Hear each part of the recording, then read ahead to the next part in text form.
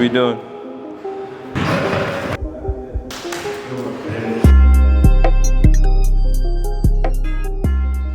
Yes. Welcome back to another episode of the Ninth Period Podcast. It's your host, Barry, a.k.a. the Paul Pierce of podcasting, and it's going to make more sense as the episode goes on.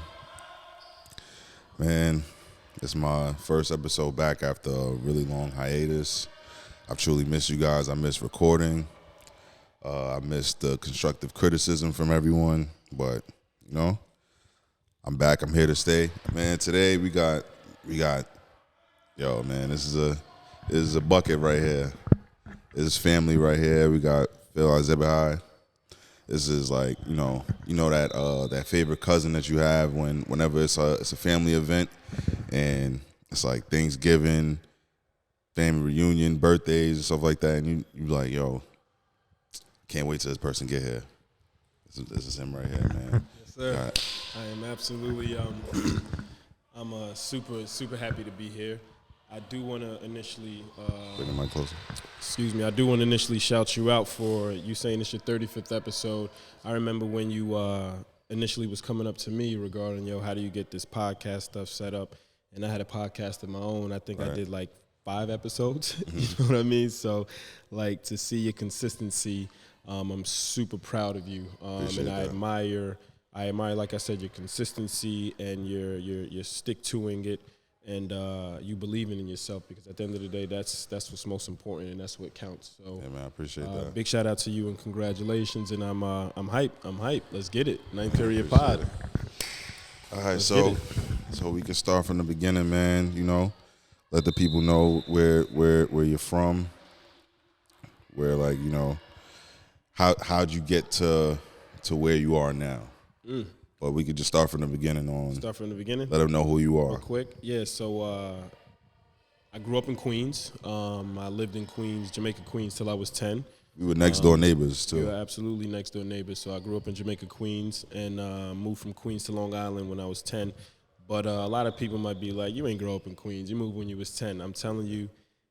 Nah, he's from Queens. When you live in those areas, the cities, you grow up very quick, and you see a lot at an early age. Definitely. Taking public transportation or just seeing things that you're not necessarily supposed to be seeing at that age, but you see a lot and you grow up quick. So, moved from Queens to Long Island when I was 10.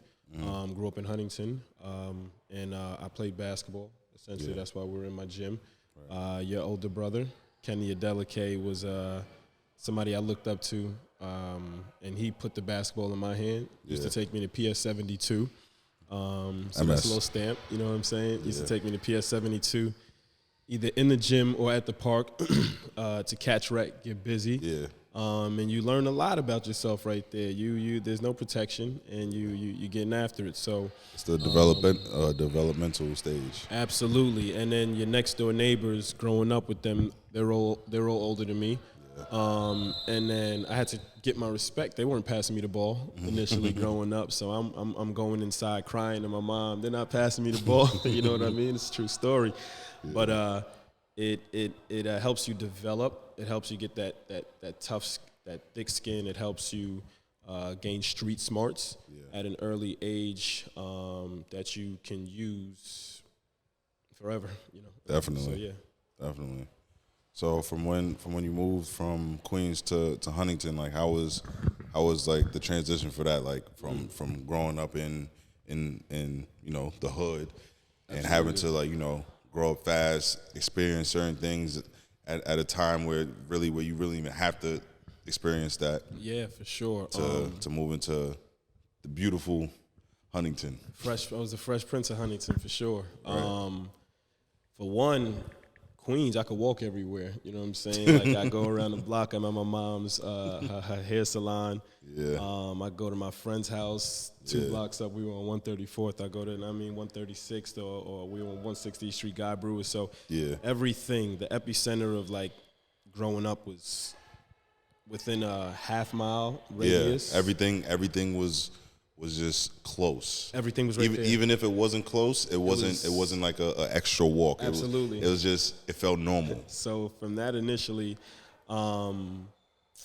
let little light fixtures. But from that initially, then coming to Long Island and everything is you need a car or you need a bike at least, you know what I'm saying, or a scooter at my age. So it was like that was the initial. Remember you had a skateboard? I definitely had one because somebody got that for me for Christmas. I don't know who it was, so I tried it. Definitely wasn't my thing. Yeah, I took that shit. You took it? There we go. There we go. I probably gave it to you. You know what I'm saying? So the driving aspect of things, everything being far, and then in Queens having like one white kid in my school to moving to Long Island and being one of 5, maybe one of 6, maybe one of 10. Yeah. As time went on. You know what I'm saying? Like black kids in a predominantly white neighborhood. You know. So I was definitely able to adapt. Like I said, growing up in Queens, you get that street smarts early. But being an athlete was what helped tremendously with being able to make friends, having people look up to me, having people think at that age it's all about being cool or popular. So I was the fastest kid, or I jumped the highest, or I can catch a football.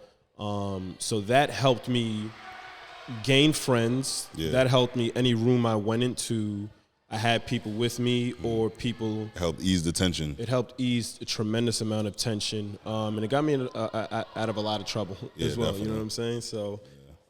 Those are two of the stark differences coming from Queens to Long Island. So you were saying my brother Kenny, he pretty much introduced you to basketball, like to coming into like gyms and parks and like being around. But when was the time where you was like, nah, I love this sport? That's a very good question.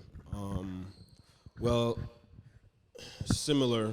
Like this is my young boy right here. For everybody that don't know, this is really my young boy. Similar to how you like looked up to me growing up. I admired your older brother, Kenny. Like he was everything I wanted to be. Like when we lived in Queens and when he was up at Hofstra, when he would come home for a weekend, I'd like rush to your house just to go see him. Even if he'd be home for 5 minutes because he was out doing his thing. You know what I mean? It was everything. He was everything. I completely looked up to him. So he put the ball in my hands when I was 6. I used to fold socks up back at the crib and shoot in the laundromat. I had the little tight suit. Mom Dukes always kept me right with that. But he put the basketball on my hand when I was 6, like I mentioned, going to PS 72. So I remember I had an uncle, Uncle Sadiq, I know you're familiar with, who he came to one of my games, one of my early games. I'm 6 years old. I'm playing with 8, 9-year-old kids, a 3rd grade league. And I didn't take one shot. So, like, after the game, I'm hyped. I'm like, Uncle, you saw me play? Like, I was out there. He was like, Muyiwa. I come to your game, you don't shoot once. He's like, well, I'm wasting my time. So I'm like, yo, he literally, you talk about a basket, he deflated it. Like, I'm just like, wow. Like, damn. Like, I guess he's right. You know what I'm saying? Like, I'm having fun with this. You know what I mean? But at the time, you're looking at him like, damn, like damn, Unc. I'm thinking I'm doing great. I'm playing defense. Right. I'm getting up and down. You know what I'm saying? So, but when I fell in love with the game, that's a great question. I don't want to lie to you and make something up. It was mid 90s. Knicks versus the Heat, NBA on NBC. For my older generation, they might know exactly what I'm talking about, but it was my mom. Your brother put the basketball in my hands. My mom was just a fan of the game. So the games is on. You know what I'm saying? The Knicks is on. Patrick Ewing, Larry Johnson, John Starks, Allen Houston, Anthony Mason, Charles Oakley, you name it. You know what I'm saying? I can go on and on and on and on about the list. And we battling the Miami Heat, Alonzo Mourning, Tim Hardaway, Jamal Mashburn, Dan Marley. So I'm naming names, you know what I'm saying? And this was mid-90s. I'm 7 years old, 8 years old maybe. I hate Michael Jordan. I hate the Bulls. Because they were our kryptonite. And my mom is go New York, go. And that's my everything. So I probably fell in love with the game when I was like 5, 6, as early as I can remember, to be honest. So Nah, that's funny, man. Yo, because Memories. Your mom and my mom are like complete opposites when it comes to basketball. That's crazy. Yo, your mom, she's going to the games. She's everything. Like she's invested in the sport of basketball. For sure. I was talking to my mom about basketball the other day. She was like, "Yo, I hate going to the games because it's like when the team I'm going for when they're winning, it's great. Like I'm good, I'm everything. But when we start losing, I can't watch the game. Yeah, like her anxiety will like run through the roof. Like sure. So like whenever Auntie would go to Kenny's games, you know, it's like Auntie, she's talking loudest shit, in the room. Loud, like, yo, what the fuck? What kind of foul is that? My mom, she just on like putting her face in her bag or some shit. Looking at my mom, looking at her sister like, Bimbo, sit down. You know what I'm saying? Absolutely. And I was the ball boy at Hofstra. Like when Kenny was playing, I was on the sidelines. Even the games on a Tuesday, 7 p.m., I'd be in the locker room with them. And I remember the coach, I want to say Tom Pecora, used to have, it was right when Jay Wright left. Tom Pecora took over, and on the whiteboard it's not the size of the fight in the dog. No, it's not the size of the dog in the fight. It's the size of the fight in the dog. I mean, that stuck with me, and I was like 10 years old maybe, and then like they would go out, they would get hyped, and then your brother would go out there and get a double routinely. I'm on the side, and I couldn't wait to like have that moment of myself to get out there.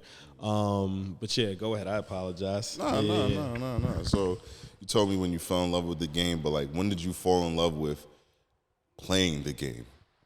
Those are two separate questions, you know? Like you could be an average person and just love the game, like yo, I love sports, but it's different when I love playing it. Like I love to wake up 6 a.m, just go out, put up some shots. Nah, you definitely brought me back. I was drawing blanks, but now that you said that, I used to shovel the snow to get shots up in the driveway, come back inside crying because I got frostbite. You know what I'm saying? So I'm thinking I should turn the hot water on to like cool my hands off. Terrible you know what idea. Saying? So just making everything worse. I used to play one-on-ones with my friends, raining. So imagine trying to hit somebody with an in-and-out cross. You bust your ass. Oh my goodness, we used to do that. Nah, I'm waking up in the morning. I'll get to the age, but I'm waking up in the morning before the school bus comes just to get some shots up. Throw my ball in the garage and run to catch the bus because the bus stop was like around a block-ish. Right by that stop sign. Yeah. Okay, so if I'm not there, they out. So I used to play it close. I'm trying to get – so I see that joint rolling past my curve, and I'm like, oh, you know what I mean, throw the ball in. But I would say in love with playing the game, I want to say 10 years old. 10, 11 years old is when I fell in love with playing the game of basketball. I took it serious. I was waiting for like my parents to like really invest in me playing basketball because, you know, in a Nigerian household, that's not a thing necessarily. Lawyer, doctor. Yeah, you know what it is. Engineer, you know what I'm saying? Architect. Sports is just like, it's like taboo. It's foreign. It's absolutely foreign. Unless I feel like, but you know what really opened the door for it? Kenny's height. 1,000%. Because imagine a nigga 6'7", 6'8". Yeah, I'm trying to be an engineer. You better pick up a fucking basketball. Where you go at workouts? But no. So yeah, 10, 11 is when I fell in love with playing a game of basketball, I would say. And then my parents are putting me in like church leagues or travel basketball. Okay. And I would say 10, 11 years old for sure. Yeah, okay. Yo, man, I remember being a young kid playing basketball, and then I just stopped. Oh my God. Yo, listen, I remember, your pops. He wanted me to be like the ones to you make had it. The most hope with no hope whatsoever. All right, because you know what it was? It was like, all right, I enjoyed playing the game. And it's like mainly because like I like to talk shit. So it's like my thing was, you can play on my team anytime then. Let's go. Yeah. Get me right. So it's like my thing was I wasn't always like one for like handles and shit like that, but I had a jump shot and I played defense. My main thing was no, you could bop me all you want, but one, I'm never touching the floor, and no one is dunking on me. You had a jump shot? Yeah, I had a jump shot, nigga. You know I had a jump shot. All right. I lost it, but I had a jump shot. Okay. You had that thing. You had that thing. But nah, I got remember. The basketball. Let me see the form. We got the basketball right here, right? We'll take that shit. Just. Okay, I like the rotation is there. The rotation is absolutely there. You see the flick absolutely, in the wrist, absolutely, man. For sure. But I remember like, I think what it was you and Kenny, y'all truly loved playing basketball. Absolutely. I enjoyed like watching basketball and just like I just enjoyed pickup games and the camaraderie. Talking shit with one another for sure. And I liked crowd reactions. I love that. Ooh, yeah, that'll let you know right away if you built for this or not. Like, they'll like my go-to was I had to get the game-winning shot every single time. You? Yeah. They was passing it to you for the game-winning shot? Yeah, nigga. To this day. To this day, nigga. Matter of fact, I was in 24-hour fitness last week. Last Friday, I go to my son Tone. I'm like, yo, give me the ball. I'm ending it right here. First team. I believe it. Listen, I put it up. The shit didn't even leave my wrist yet. Game. I believe all of that. Cash Money Records taking over for the 9-9 in the 2000s, right? Yo, shout out to the 24-hour G League niggas. Oh wow, that's a fact. I could never. Oh man, nah, I can't do that because like playing college basketball, playing honestly basketball my whole life, and then stopping cold turkey when I was like 23. I maybe played in a few like leagues here and there, but like from doing that to now going to the gym, I'm gonna get hurt. Niggas, bro. It's no fundamental basketball. None. It's either I'm gonna score or I'm gonna stop you from scoring. Oh my God, you got it, fam. I'm pulling up from Curry range. That's why I tell niggas, I'm like, yo, listen, I don't have a second pair of glasses. I'm not breaking these shits. So I'm going for 3 points. I might go to the paint a little bit, but all that extra. I thought you was using that as like an intimidation factor. I only got one pair. You know what I'm saying? I don't plan on. Listen, yo, y'all could go to the paint. I don't care about none of that. You got it, family. Absolutely. Word. But so you got your love for playing the sport. So you were always nice. But like when was the time where you realized you was like, nah, like I really have like talent. Like I could take this somewhere. I could take it further than just being known in Long Island. You might have, like when I realized it was different than when I actually had it, if that makes sense. Because like it's the journey. Yeah. So like I remember I left my high school in 9th grade year to go to another high school, and I was paired with big-time players. Okay. And just the everyday grind of the open gyms of I'm being a new dude there, and you're not getting that initial respect. You gotta earn that. You gotta take it. You gotta take it. Oh, take you it. know what I'm saying? You gotta take that respect. And then just building that camaraderie with the guys. So like my 9th grade summer, when I caught my first bang out. Yeah.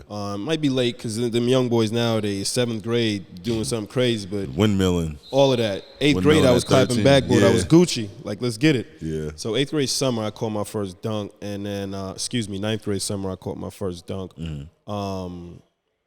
And I had a great sophomore year at this old school. I ended up leaving there and going back to my old high school. What do you mean by leaving? Because I know you. Say that again? What do you mean by leaving? Because I know dipped. You. You got in trouble, nigga. I got in trouble.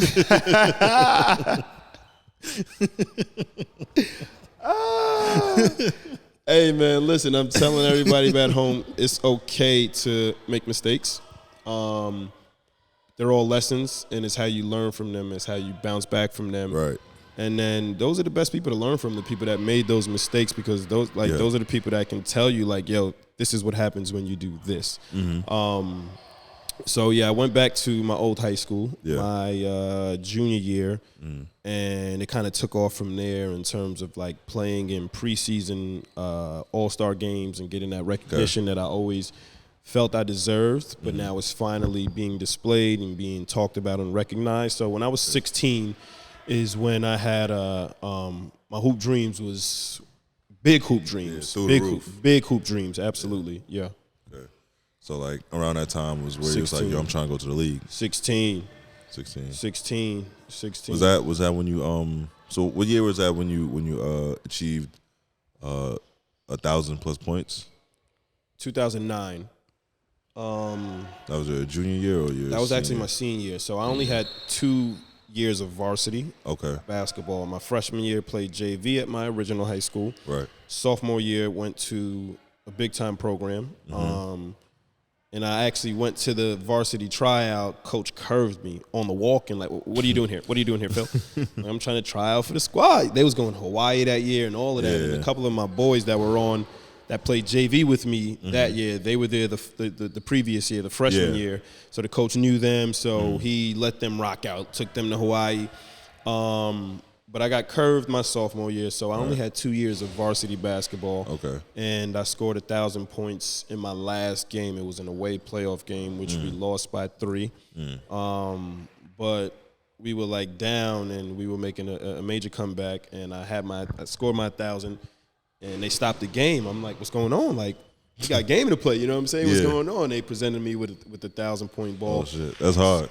Appreciate that. So that was 2009 when that was 2009 when I scored my 1,000-point. The second year of varsity basketball. That's hard, especially with you not even knowing. Yeah, I was locked in on the game because this is the playoffs, and at this point it's like win or go home. I was dumb as fuck to stop the game right at that point. I'm like momentum killer. Hello, you know what I mean? So it was a great time. It was great. It was bittersweet taking that L. Yeah. But no, going back to high school, my freshman year, because you mentioned like 2000 when I was 16. Yeah. When I was 16, I had league visions. I wouldn't say it at that point. They started to fade, honestly, because like 9th grade. That's when I heard of like Lance Stevenson. I heard of like Reynaldo Sidney, Xavier Henry. These are all like Russ Smith. I knew I was competitive on that level, but you start to gain a realization, or you should start to gain a realization. Like these guys are on the radar from 6th, 7th, 8th grade, and if you're not there, you're a smoking star like John Wall, like just come out of nowhere, or Tracy McGrady. Yeah. And I recognized my game. I knew I was very good at what I did, but I knew I was also a dime a dozen. 6'2", 6'3", 180, 190. You can find me anywhere. Yeah.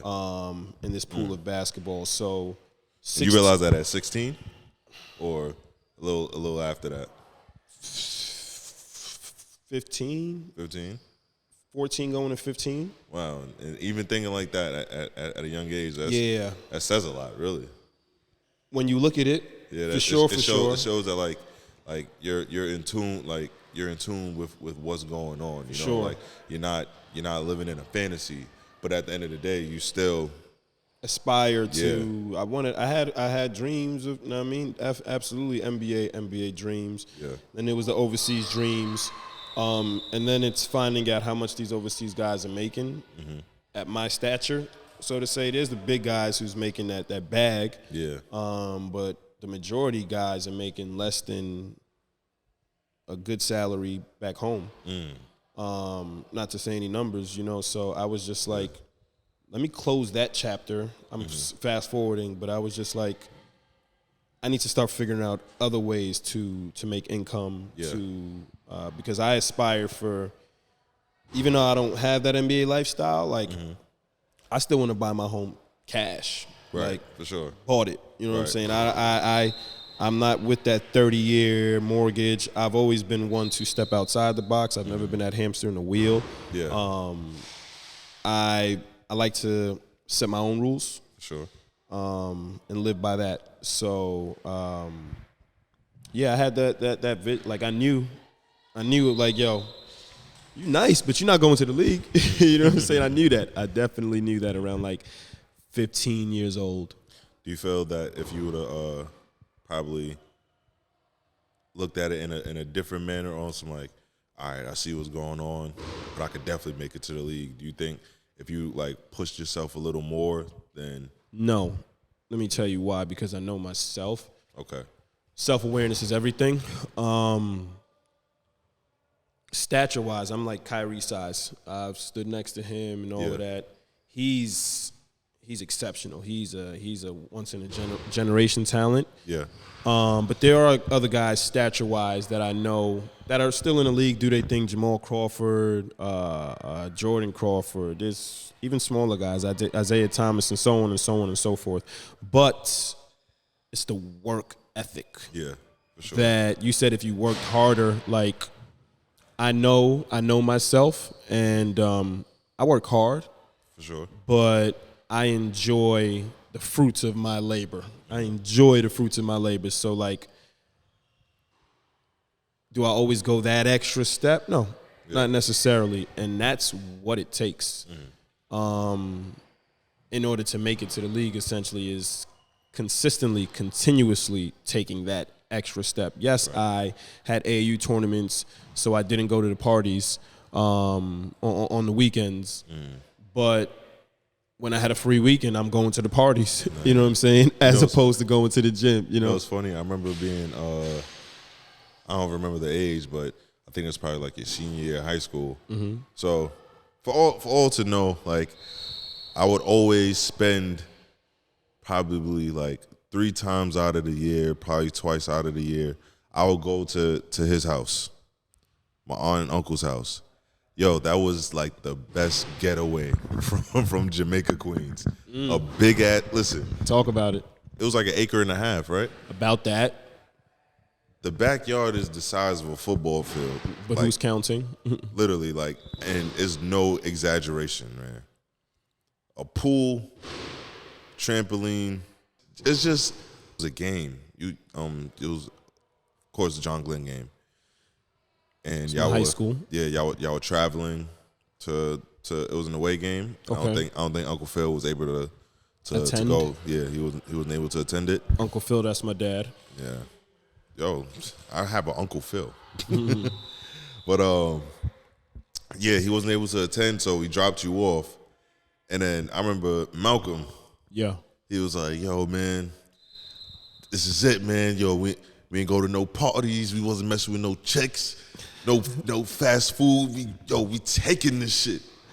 I don't even remember if y'all won or not, but I remember like now what you saying, like yo, like being locked in and not like attending shit. Yeah. I do remember certain parts of that. You know, like I'm whenever, in a spot. like whenever you had games and shit like that, or like when it was like an important game, you wouldn't play an Xbox.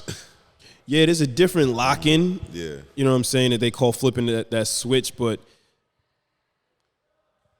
if you're real with yourself, there's no switch that you can flip. There's everything that you do beforehand to make sure that you're ready for that moment. Right. You know what I mean? So like if you cut in those corners, that joint you don't know if it's gonna turn on or not, that switch. So that's why my career went where it went.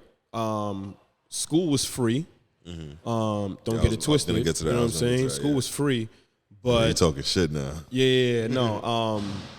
I'm being humble about like my journey as well. I'm being real about my journey as well. You know, it's everything you do in order to make sure that light switch goes on when it's time to go on. And there were times when it didn't go on. Yeah. When it was supposed to go on. And that shifted I'm like, all right, Phil, you know what it takes to get there. You're not doing what it takes to get there. All right, what else are you going to do? Right. So self-realization and like, all right, what's next? You know? Okay. So as far as going, what's next? Like you said, school was free. So how was like your college career? How was school? Oh, all right. They better come out on Hulu with that Freaknik 94 joint. Now let me start. I went to school in D.C. That's why I said that, even though Freaknik was in Atlanta. But I went to school in D.C., and that's also like a black college hub. Yeah. Howard.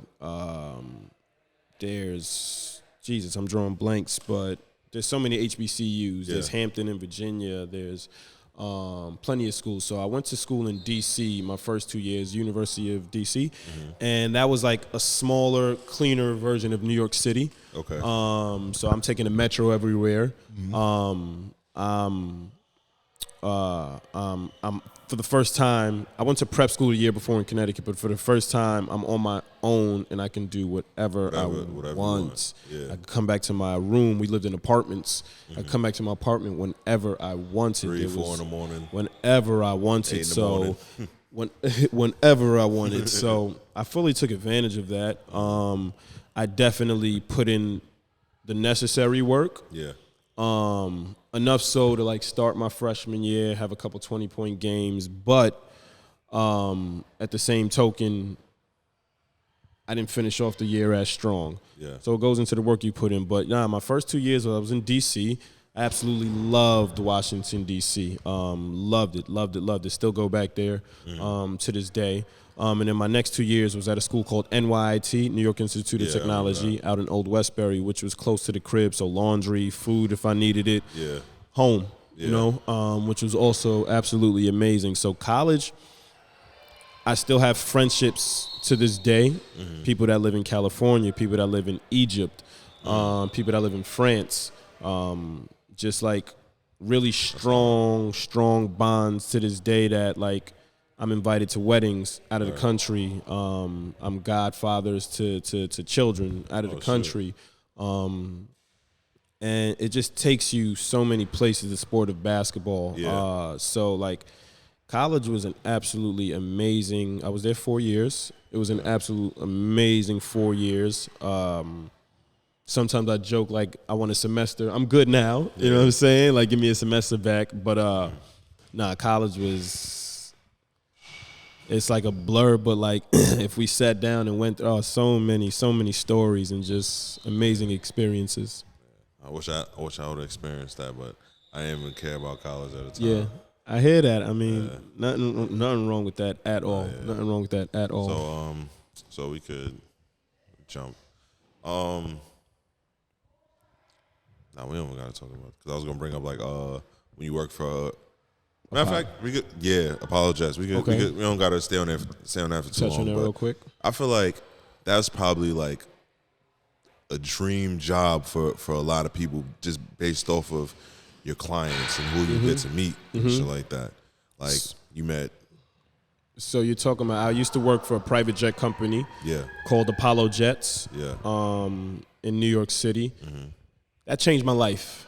Not necessarily. Well, it was a multitude of things about that changed my life. Like I got to go to sporting events, sit courtside, be in professional NBA locker rooms, fraternize with the guys, sell my service in terms of private jets. Yeah. And I remember my lines that I would say to the players to this day. So I'm meeting Kobe Bryant at his final game at the Barclays, trying to hustle him like, yo, I work for a private jet company. If you need something, he's like, yo, talk to my man right here. But he was the most humblest.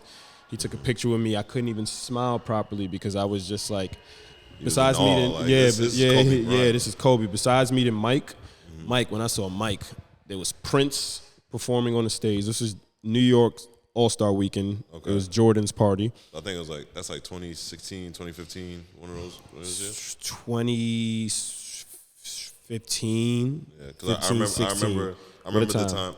I think it was 2015. Or it was probably 2015. It wasn't 2016. It was 2015. 2016 was in Toronto. Yeah. It was 2015.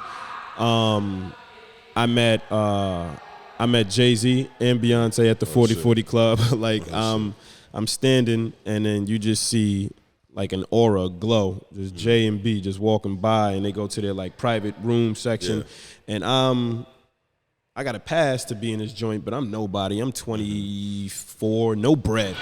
I got no bread in my pocket. I got no business being here, but I found my way to that room, you know what I'm saying? And I had a lot of access to basketball games, to private event parties, to certain dinners, and I'm meeting 1 percentile of wealth in the world. My boss is taking private jets for a meeting and coming back the same day. We're flying to Cleveland, going to steakhouses, watching LeBron play, and I'm getting back home to Long Island by 10:30 p.m. You know what I'm saying? I'm pretty sure it just made you like, yo, it's the reason why I'm here. It made me not want to work for nobody. Yeah, makes sense. Makes sense. That's what it did. So, I would like read books on the train on the way to work about guys like you and me, everyday people who made something of their lives by like, just taking that entrepreneurial route. Right. Which I think I was going to lead you into what you were going to get into. But yes, Yeah, that so absolutely jump-started me to that route. Yeah, so you said, I don't want to work for anybody. No. And then you created Mecca Sports. Well, it started off Mecca Basketball, correct? Yes. So how did your partner is Coach Carp, right? Used to be. Oh, used to be? Yeah. Okay. What threw you off? OD. Yeah, man.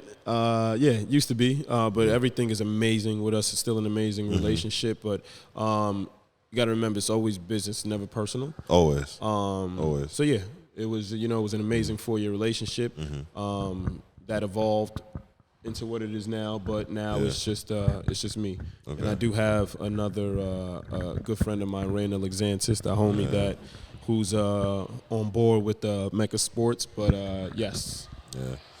Either way, shout out Coach Carp. For sure.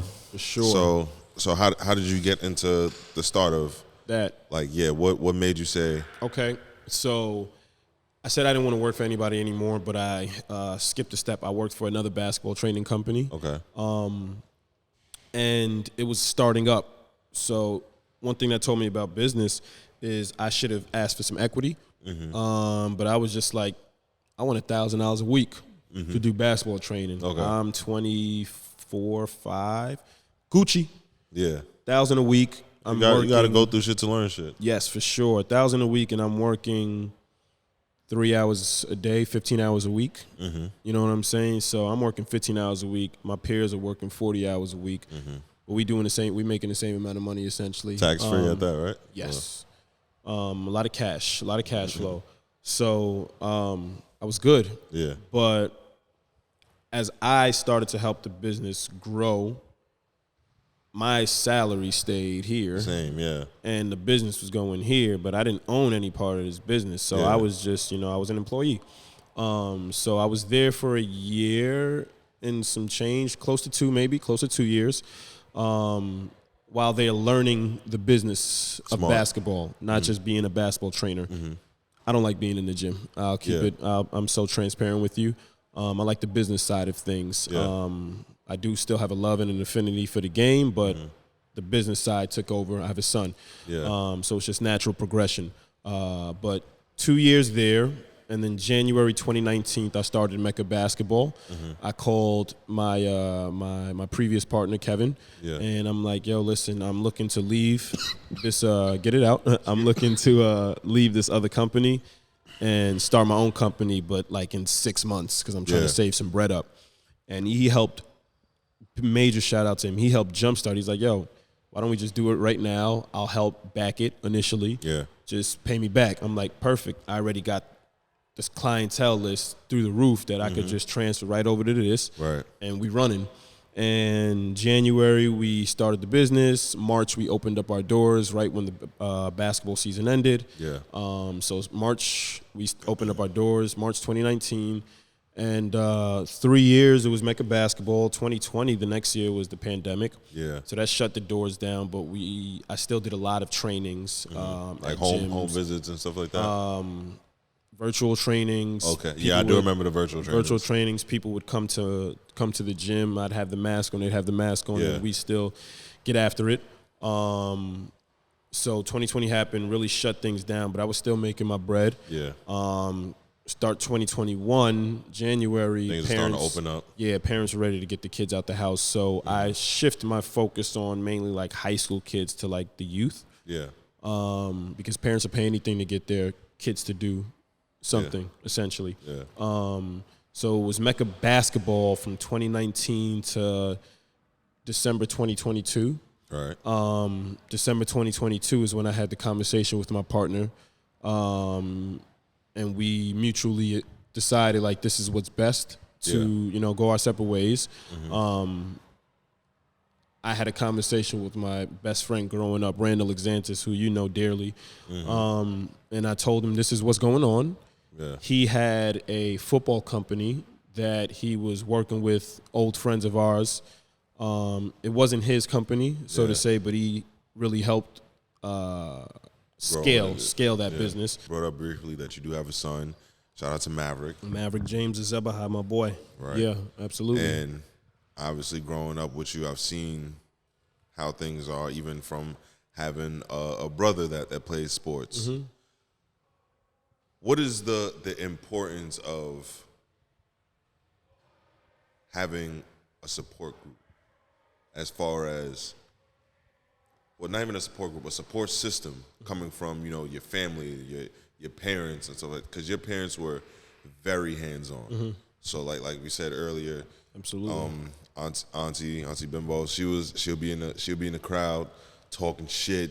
Like she's very passionate, Absolutely. Now you have Uncle Phil. That's those are the car rides. Those are the car rides. Like he's talking to the coaches. Like, yo, like what's going on with my son? What can we do to help this, improve that? And then the car rides home. I remember the car rides home. It was some certain times you had a bad game, you wasn't getting no Burger King. Nothing. Got my headphones in. Let's go home, man. Right. But like, yeah, what is the importance of just? All right, yeah, for sure. That's everything. That's everything. I have a youth sports training business, and it starts with the parents. Not just the financial part, but like the finding whatever local sports activity for their children, putting them in it, and supporting them, not enabling them. Yeah. It's a very slippery slope, because when you enable, you allow them to, once they say they don't like it, all right, we don't got to do it anymore, really it's super important. My dad didn't know a goddamn thing about how to get from point A to point B in basketball. Okay. He was just like, all right, I was like, yo, Dad, there's this league. Can you put me in it? My mom, same thing. Immigrants, hardworking immigrants, entrepreneurs, doctor. But whatever I wanted in terms of, Dad, can you help put me on this team? Or Mom, can you come outside and rebound for me? Mom, can you take me to the game? Dad, can you pick us up from practice there? Dad, Dad, can y'all put X amount for this summer camp that costs X amount? Yeah. Boom, nothing. Because they were progressive in, like, all right, my son really likes this. He's really passionate about this. Let's give him all the tools necessary to help him achieve that. Succeed, So having that support system my sister was my biggest support, my biggest cheerleader. My brother is this. My brother is this. Just like, and my friends that I grew up with, they weren't shy to let me know, like, you nice, you know what I'm saying? And sometimes that's awkward. Like, you don't want to have people say you're nice, you know what I'm saying? You want to, like, fit in, you know what I'm saying? You don't necessarily want to stand out too much. But just that support system is key in confidence. Because with that confidence, you're also naive. And let me make sense of that. You step into other surroundings being naive, like, I don't know I'm playing against the number one player in the nation, but, like, I don't care. I'm nice. I'm confident in my game. I'm playing, as opposed to psyching myself out before the game because I'm not as confident. I don't have as much support. I'm so damn confident that I'm naive to the fact that he might be the number one player. I don't care. I'm going at his throat. Like, you playing me at the end of the Simple. day. You got to guard me as well. Right. For sure. Okay, so support system is everything in basketball or in life. Period. All right, man. So we don't have much time. I appreciate you even giving me the time to talk to you. Time to see what you built. Thank you. This is beautiful. Thank you. This is hard. Thank you. Shout out to the Celtics. The Celtics. Shout out to the Celtics, man. Yo, I thought with the Kyrie trade, we was going to at least see each other somehow, some way. But, man, the boys is out of here. Knicks is out first round. Suns is out of here second round. Celtics taking the dub. We taking everything. What your parlays been hitting for? Yo, listen, I ain't. Listen. Your parlays been it don't matter. It don't matter about my fucking parlays, but man. you giving advice. You telling everybody that is misinformation you spreading out here. Don't do that. I ain't gonna front. I got some crazy parlays right now, I'm living with one of them got a hit. One of them. It's a numbers game. It's a numbers game for sure. I promise you, man. Once I hit the first basket parlay, it's gonna be an episode every day. It's up. It's out from there. But yo, man. Period. We on our way to 50 episodes, right, baby? That's a fact. That's a fact. Let's get it. All right, man. That's it. Appreciate you. Let's get this one-on-one real quick. Let's get it, baby. What we doing?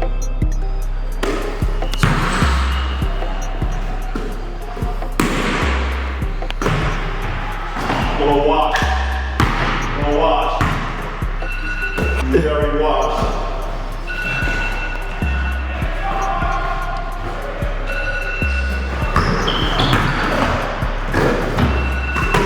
You know it's the same shit Mel did?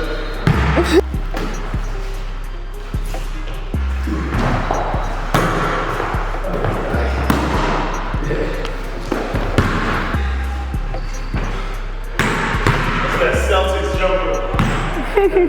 Celtics jumper.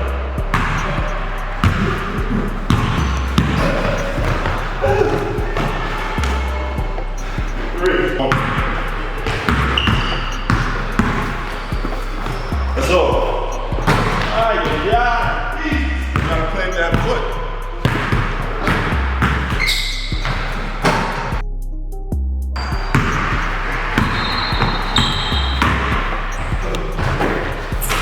Alright. Main point. Let's go. Drop that one. Play ball. Oh! There you go. Wow.